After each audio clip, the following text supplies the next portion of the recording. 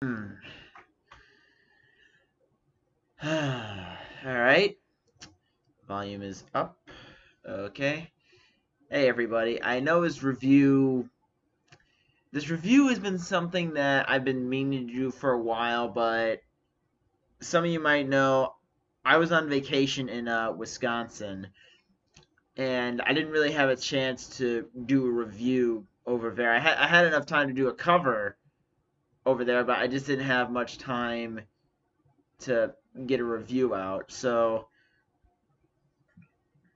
this review is going to be of Walk the Line, the Johnny Cash biopic, which I believe came out in 2005. So if I remember correctly, this would have been at least 2 years after Johnny Cash died, because Johnny Cash kind of disappeared for he was I'm pretty he had his career from the 50s and 60s. Then he had a comeback song after not doing a whole lot.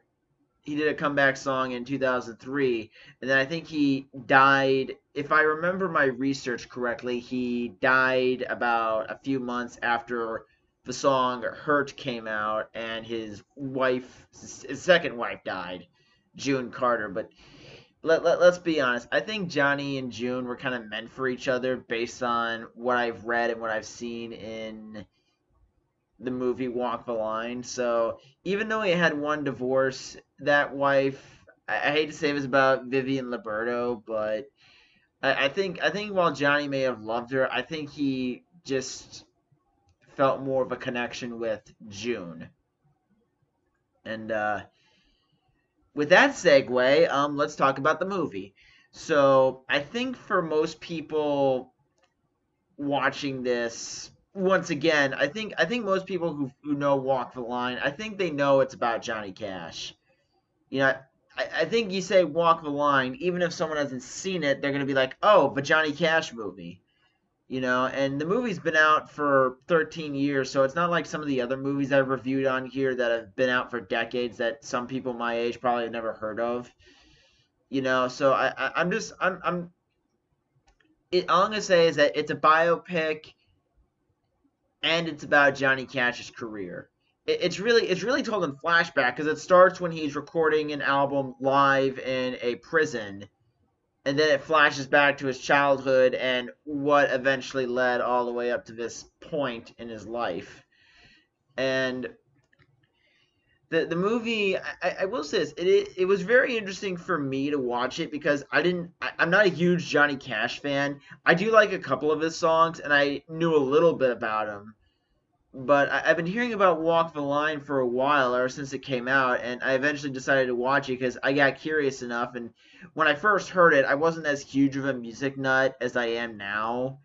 So learning about a country slash rock star who was kind of a very iconic figure in musical history from the latter half of the 20th century, it's really kind of hard to turn that down. And I'm definitely going to have to watch the 2004 movie Ray to hear about Ray Charles's life, or at least get an idea of what his life was, and then see how accurate the movie was according to Charles's real life. But I'm getting ahead of myself here.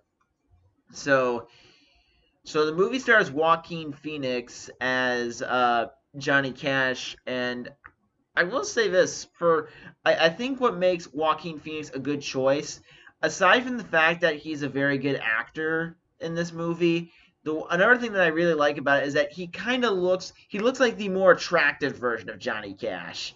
We see so many of these biopics where we have the actors that look either more attractive or look nothing like their real life counterparts.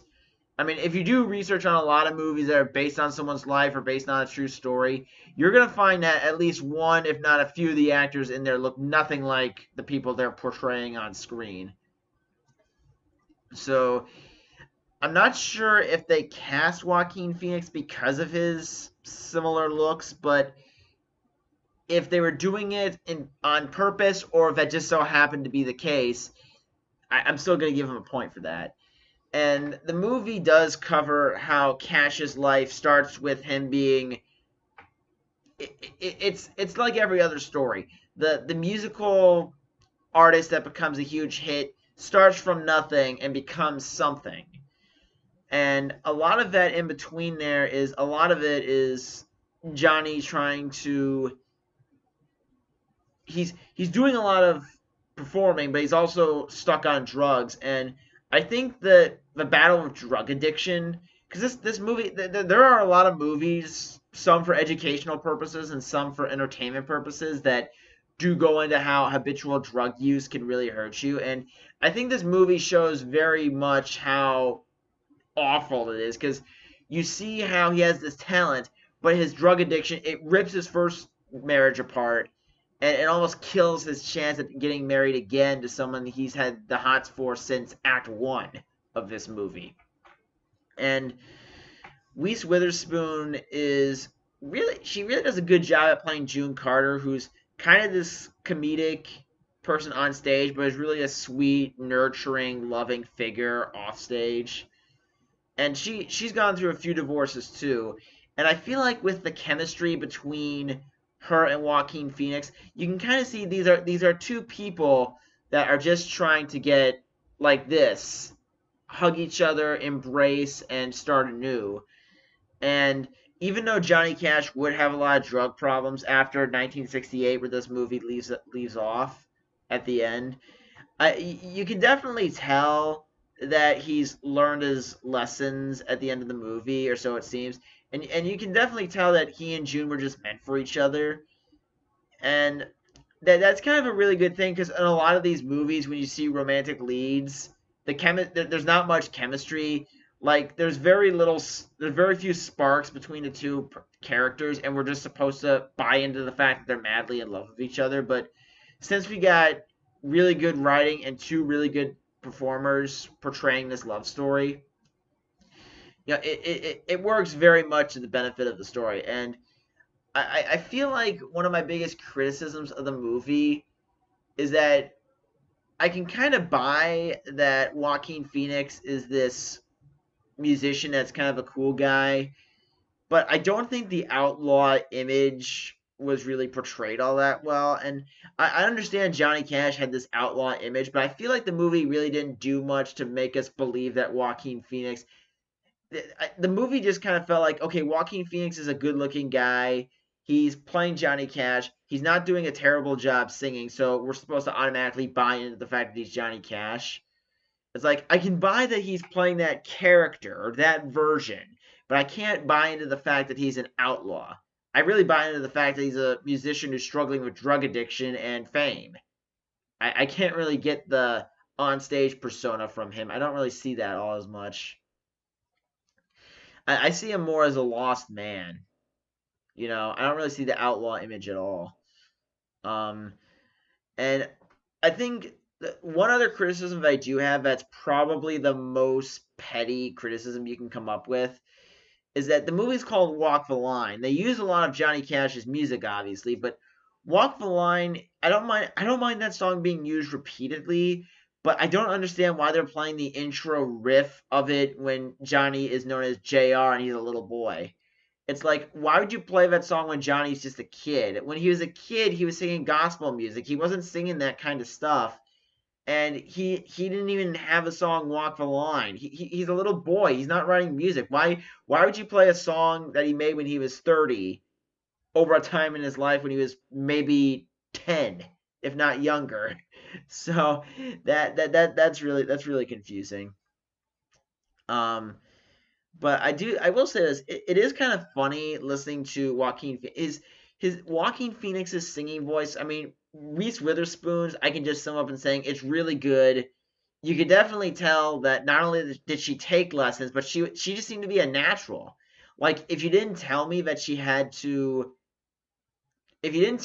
took voice lessons and you said she wasn't dubbed, I would have just assumed that she'd been singing her whole life on and off since she became an actress, and this just came naturally to her. But with Joaquin Phoenix, I can kind of tell that he's doing a Johnny Cash impression, and I can understand why you would do that, because if you're doing a movie about Johnny Cash, you kind of need someone that can sing, and or someone who can learn how to sing, that can kind of sound like Johnny Cash, but I feel like Joaquin Phoenix is not terrible. I feel like he may have been forcing it a little bit, like he was forcing his voice to get into that same register a little bit. I mean, if you look at the behind the scenes stuff, it said that he learned the music in a higher key, so they had to make the songs a few steps higher. But then as production progressed, Joaquin Phoenix's voice got to a more bassy baritone kind of tone, so they had to put the key of the music they recorded into the original Johnny Cash key just so it didn't sound so jarringly different. And I feel like if there was a way that they could have made it sound more natural, that would have worked. But it felt like Joaquin Phoenix was pushing his voice down a few octaves just to hit the Johnny Cash vocals. But aside from those complaints, if you're a Johnny Cash fan, you should definitely see this movie if you haven't already. But or if you're just a fan of 20th century music in general, this is kind of an interesting story. Just trying to understand that there are some problems, there are some things in there that I think were a little stretched a bit for the movie, but overall, I think this is a really good movie. It's a great it's a fantastic love story, and I think it's an interesting dive into probably one of the most celebrated figures of musicians from 1950 to 2000. So I hope you guys enjoyed this review, and I'm not sure what I'll be reviewing next week, but if I don't see a movie in the theater or something, I'll probably just review Rocky 5. If not next week, the following week. So I hope you guys enjoy this review, and I'll see you guys tomorrow with my cover of Superstition from Stevie Wonder. See ya.